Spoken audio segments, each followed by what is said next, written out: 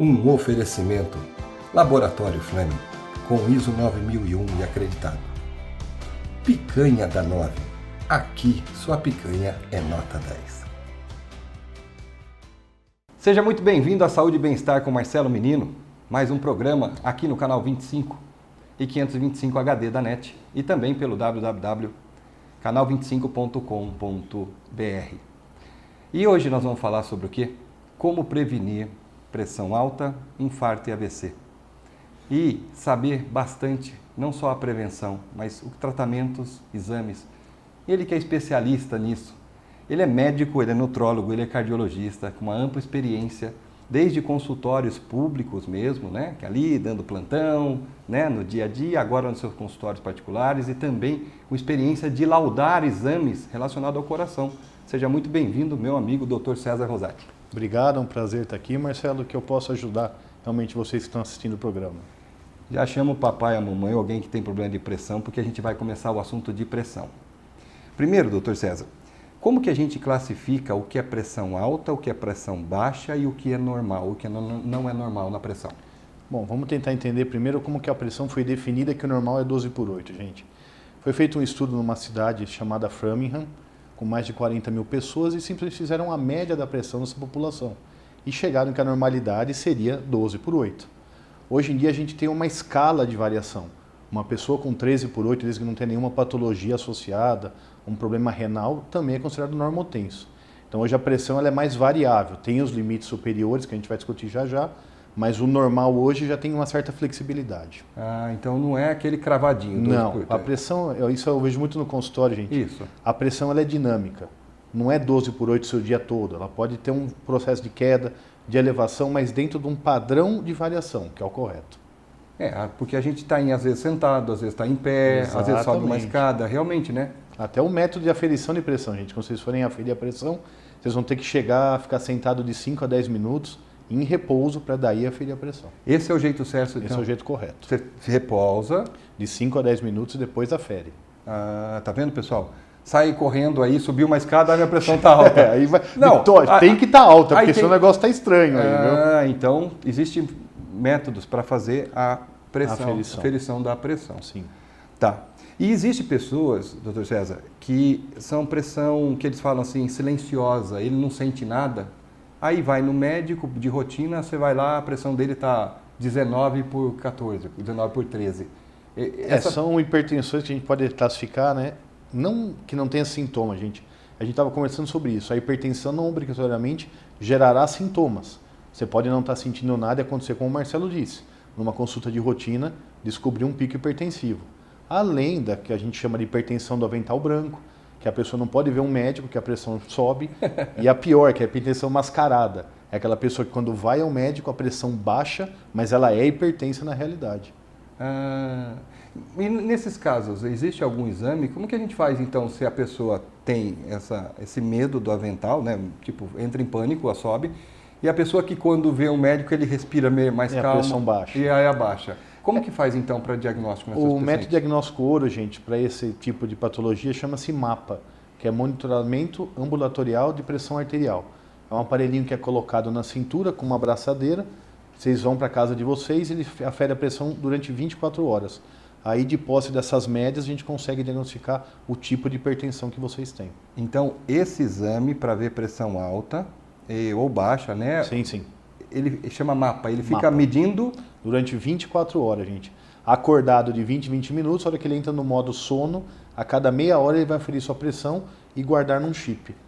Aí com esse daí você tem o histórico em 24 horas, o dia todo do paciente. A gente tem a média das pressões, a hora que tem os picos, a hora que tem as hipotensões, a gente consegue trabalhar todo o mapa da pessoa diária.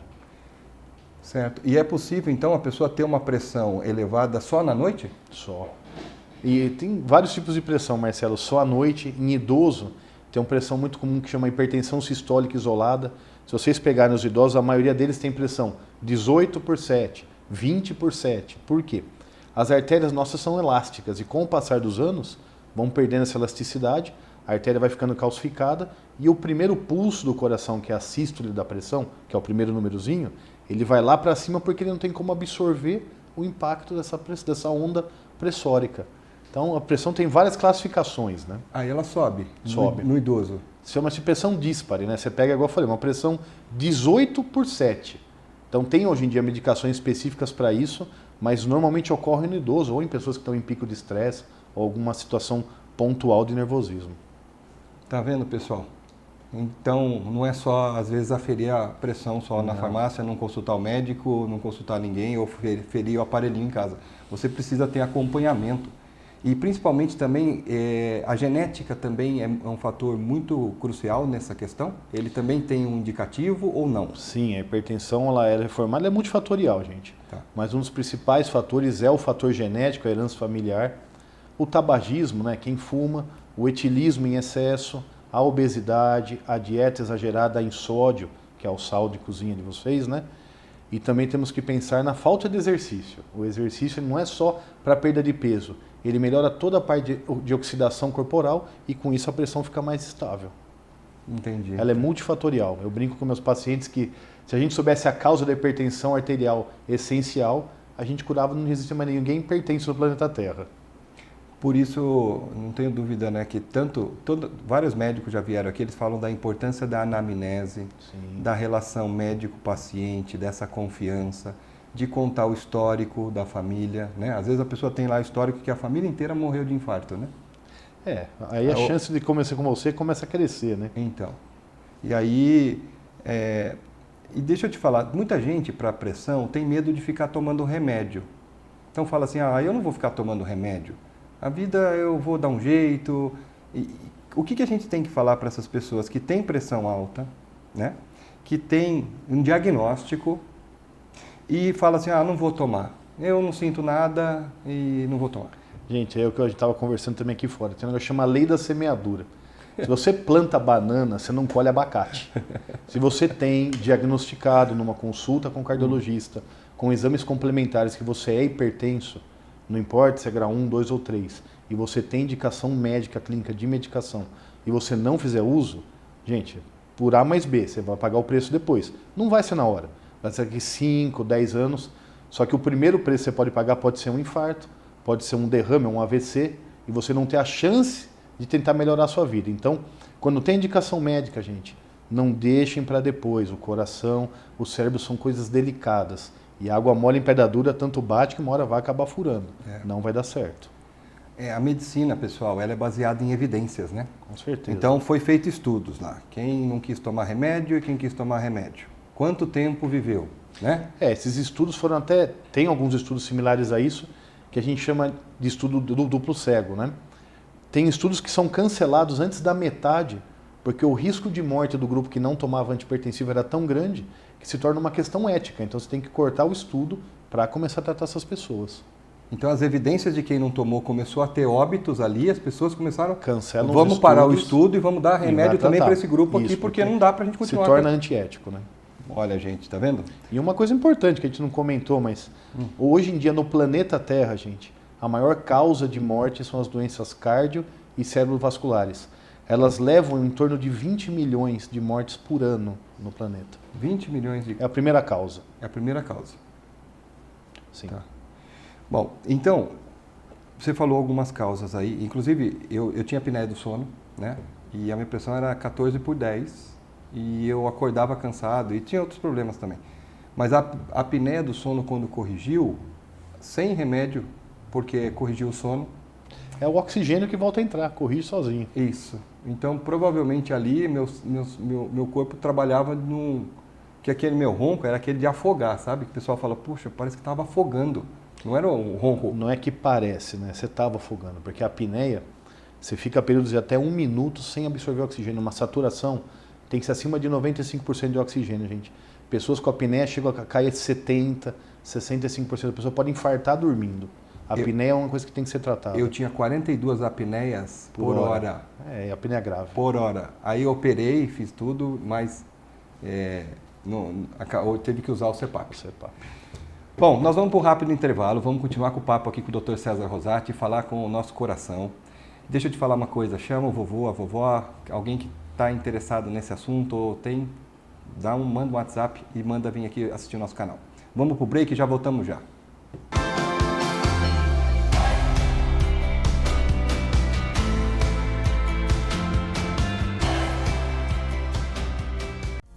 aquele sabor irresistível, suculento e cheio de tradição? Apresentamos a Picanha da 9, onde a tradição do churrasco ganha vida. Nossas picanhas são selecionadas a dedo. Trabalhamos somente com cortes nobres, garantindo o máximo de sabor em cada mordida. Acompanhadas de guarnições exclusivas e um atendimento de excelência, a Picanha da 9 é a escolha perfeita, seja para o seu almoço executivo ou suas celebrações. Picanha da 9, onde a picanha é nota 10.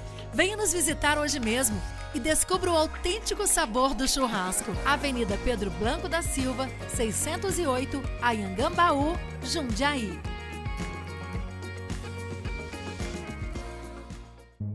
Prêmio Destaque 2022 CDL Jundiaí. Melhor na categoria Laboratório. Flaming Laboratório.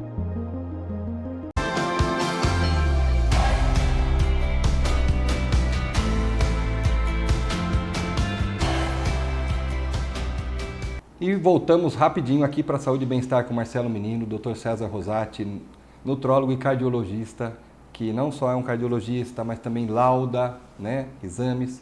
E nós estamos falando sobre pressão alta, pressão baixa, problemas de pressão. Nós queremos saber agora, Dr. César, quais são os exames que a gente tem que fazer para descobrir a nossa qualidade de pressão, como que ela está, e quais são os tipos de tratamento para quem tem pressão alta ou baixa. Gente, primeira coisa é uma consulta com o cardiologista, tá? Ele vai fazer a sua anamnese, seu exame clínico e realmente suspeitar da hipertensão ou não. Com a suspeita da hipertensão, a gente vai realizar alguns exames complementares, como Holter, como mapa 24 horas, um teste ergométrico, fazer uma análise mais minuciosa e a partir desses resultados a gente chega no grau, porque a hipertensão, como eu tinha falado, tem 3 graus. A hipertensão leve, que é o grau 1, moderada, grau 2, e a hipertensão grave, que é grau 3. Qual que é a diferença da 1, a 2 e a 3? São exatamente os números, gente. Uma pressão até 14 por 9, de 14 por 9 a 16 por 10 seria grau 1. Grau 1. De 16 por 11 a 18 por 10, grau 2.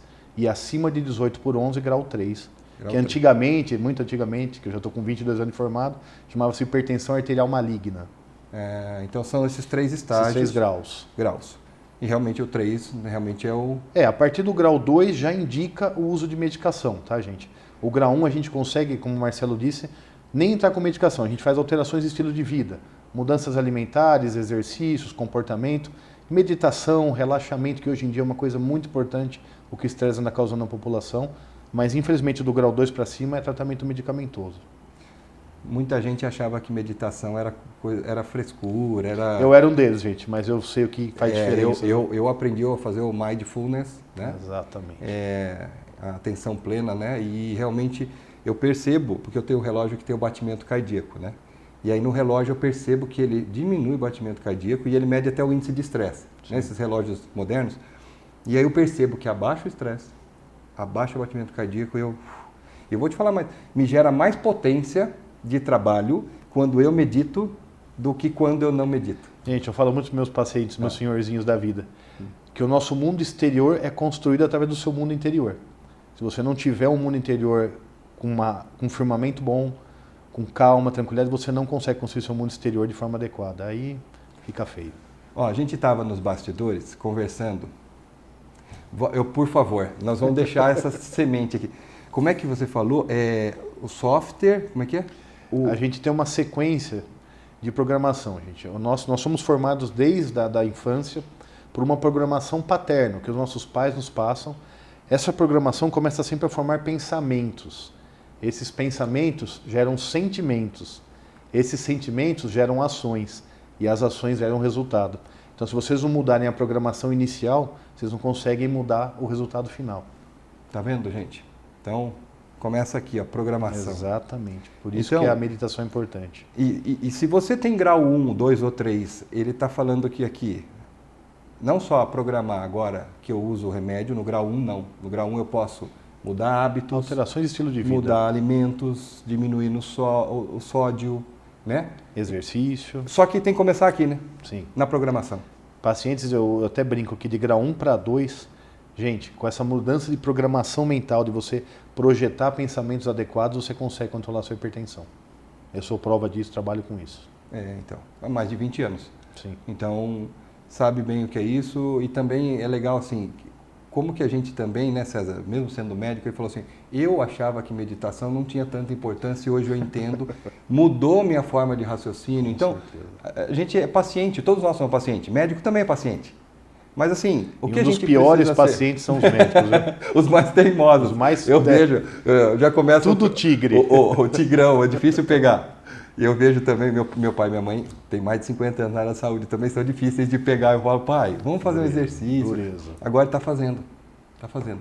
Está mudando a programação. Está mudando a programação. Com isso você sabe que o resultado vai ser diferente. Ele vai ver. Ó, ele falou, estou dormindo melhor e sumiu minhas dores. Mas o que acontece? Eu pus uma fisioterapeuta, eu tentei exercício de outro jeito, não deu certo. Ô pai, vai uma fisioterapeuta aqui só para ajudar assim na mobilidade e tal. E na realidade ela aos pouquinhos está fazendo exercício. E o próprio exercício, a gente já tem uma atividade vasodilatadora, antioxidante, ou seja, as dores podem vir aquelas dores de treino que a gente chama. Mas as dores crônicas melhoram todas. Porque a função também da pressão é o sangue circular, né? Com Por isso que ela é, por que ela é diferente, não é tudo 12-12? Eu ia falar agora, eu ia falar exatamente isso, gente. O que é um 12/8? Como vocês falam, a gente fala isso. 120/80.